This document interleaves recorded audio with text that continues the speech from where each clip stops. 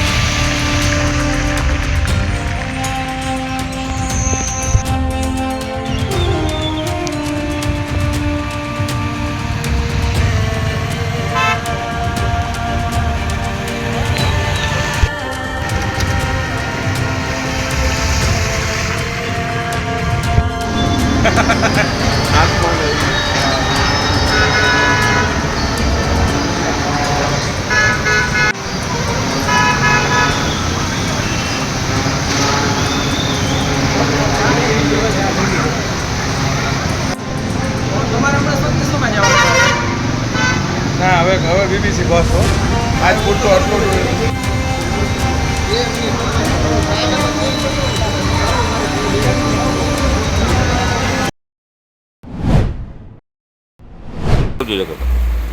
હા કાકા શું કહેશો આ નાડું તૂટી ગયેલું છે ને જવાતું નથી ને પેલા છેડે હા આમાં સાહેબ એવું છે રાજપુરવાનો દુઃખ છે કોલીપુરાનો દુઃખ છે કોલીપુરાની ખેતી થઈ છે રાજપુરવાની આ બધું છે અવાજ જમણા જબર મુસીબત પડે છે અને હા અમને શિક્ષક આપણે બેના હતા રાજપુરા ગામે ભણાવવા ત્યાંથી વળીને જતા રહેતા પાણી જ એટલું બધું જાય છે ત્યાં અને પૂરતું તૂટી ગયો છે બધો શું તકલીફ પડે આનાથી હે નાડું તૂટેલું શું તકલીફ પડે આવવા જવાનું ના થાય ને સાહેબ એમ ના એ લોકો ઉતરે ના કોલીપુરા ઉતરે શું નામ તમારું રણછોડ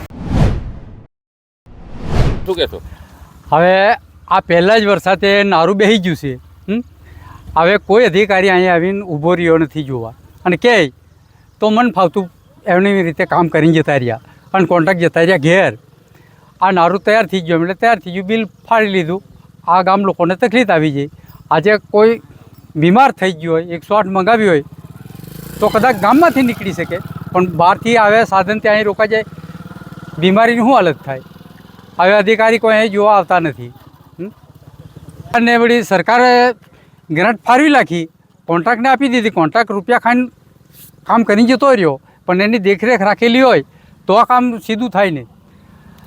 કોઈ બી કામ હોય, ગામનો પ્રશ્ન હોય, પાણીનો પ્રશ્ન હોય, ગમે તે કે એટલે અધિકારીઓ આવે તે ઘડીએ પાણી બી છોડે છે. પાણીનું બી અમારે બહુ ત્રાસ છે. આખું ચોમાસું જ ઉનાળો ગયો.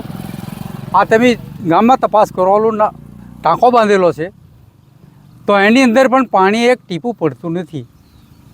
એટલે અધિકારીઓ ભ્રષ્ટાચાર કરે છે. અધિકારીઓ આખો ભ્રષ્ટાચાર ચલાવે છે અને ભ્રષ્ટાચાર દૂર કરવાનો એમ કે કયો દૂર કર્યો, કોણે દૂર કર્યો? ત્યાં બેઠા બેઠા કીધે કે ભ્રષ્ટાચાર દૂર છે. આદિવાસીને શું તકલીફ છે તે કોઈ જોવા આવતો નથી અને કહેવાય જાય તો કોઈ ફરિયાદ સાંભળતો. આ ગંડાળાની સમસ્યા છેલ્લા 1 વર્ષથી વધારેથી છે અને કારવન ગામની અંદર, આજુબાજુના 20 ગામની અંદર અને સિનોર તાલુકા અને ડભોઈ તાલુકાના ખેડૂતો, કામદારો, મજૂરો અને સ્કૂલે ભણતા છોકરાઓ બહુ જ પરેશાન થાય છે. તો આ પરેશાનીનો ઉકેલ કરવા માટે અમે તંત્રને વારે ને ઘડીએ વિનંતી કરી છે, આવેદનપત્રો આપ્યા છે, સંસદ સભ્યને આવેદનપત્ર આપ્યા છે, દિલ્હીની અંદર આવેદનપત્રો આપ્યા છે, પણ એનો કોઈ નિકાલ આવ્યો નથી. તો ખાસ કરીને ધારાસભ્ય, સાંસદ સભ્ય અને જે આના તંત્રમાં સામેલ હોય એવા બધા જ લોકોને અમે વિનંતી કરીએ છીએ કે આનો નિકાલ લાવે. આ એક આજની સમસ્યા નથી, દરરોજની સમસ્યા છે. કારવન ગામ અને આજુબાજુના ગામના ખેડૂતો, કામદારો, મજૂરો અને નાના છોકરાઓ એ સીધા આમાં ઇફેક્ટ થાય છે અને 2 તાલુકા આની અંદર ઇફેક્ટ થાય છે. તો ખાસ કરીને સાંસદ સભ્યને વિનંતી છે કે આ તમારા કાર્યરૂપની અંદર આવે છે તો આનો નિકાલ લાવે, જેથી કરીને આ દરરોજે ને દરરોજે અમારે 4 મહિના સુધી આ સમસ્યાનો સામનો ના કરવો પડે અને આ રીતે જે કાર્ય બધાનું ઠપ થાય છે એ થાય ના. તો ખાસ ને ખાસ વિનંતી છે કે આવનારા સમયની અંદર આનો નિકાલ નહીં આવે તો કારવન ગામના લોકો અને આજુબાજુના ગામના લોકો ગાંધીજી માર્ગે આંદોલન કરશે. આભાર. જય હિન્દ, જય ભારત. હાલ આપણે જે આ વગર ચોકડી છે, પ્રથમ વખત અહીંયા પાણી ભરાના છે અને આપણે પાણીના નિકાલની વ્યવસ્થા અહીંયા છે.